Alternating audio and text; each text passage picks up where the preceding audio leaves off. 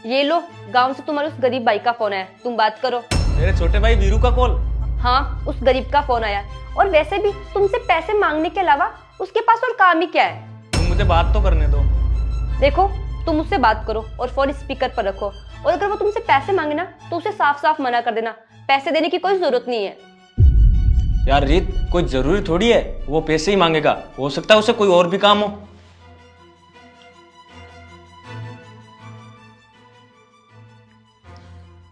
हाँ वीरू। हाँ भैया, कैसे हो आप? मैं ठीक हूँ, तू बता, तू कैसा है? मैं ठीक भैया। वो भैया आपसे कुछ काम था। हाँ बोल, क्या काम था? भैया कुछ पैसे चाहिए थे।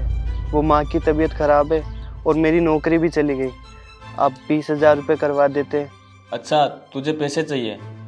वो यार, मेरे पास अभी पैसे नहीं है। वो क्या है ना कि मैं खुद परेशान हूँ, काम धंधा भी अभी मंदा चल रहा है। इस बार मुझे माफ़ कर दे, मैं तुझे पैसे नहीं दे पाऊँगा। वो भैया आपसे ही तो उम्मीद है, कैसे भी करके करवा दीजिए ना। माँ की तबीयत बहुत ज़्यादा ख़राब है। जैसे ही मेरे पास आएंगे मैं आपको वापस कर दूंगा। छोटे, वो सिर्फ तेरी माँ थोड़ी है, वो मेरी भी तो माँ है। और मेरे पास अभी पैसे नहीं है, मैं कहाँ से दूँ तुझे पैसे? तू समझ रहा है ना मेरी मजबूरी को? वो भैया, पापा के जाने के बाद आपको ही मैंने सब कुछ माना है। अभी आपके पास नहीं है तो कोई बात नहीं भैया। ठीक है, आप अपना ख्याल रखना, मैं रखता हूँ।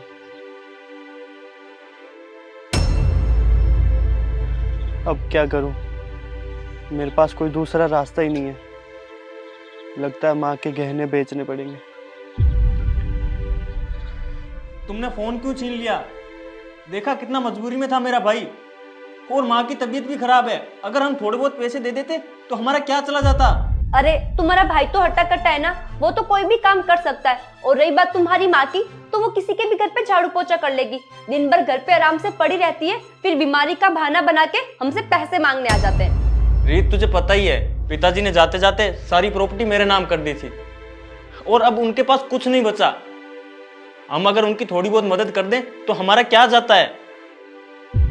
और मैं उस घर का बड़ा बेटा हूं, उन्होंने बिना कुछ सोचे सारी प्रॉपर्टी मेरे नाम कर दी थी। अब मेरा भी तो कुछ फर्ज बनता है, मैं उनके लिए कुछ करूं। फर्ज का ठेका तुमने अकेले ने नहीं ले रखा।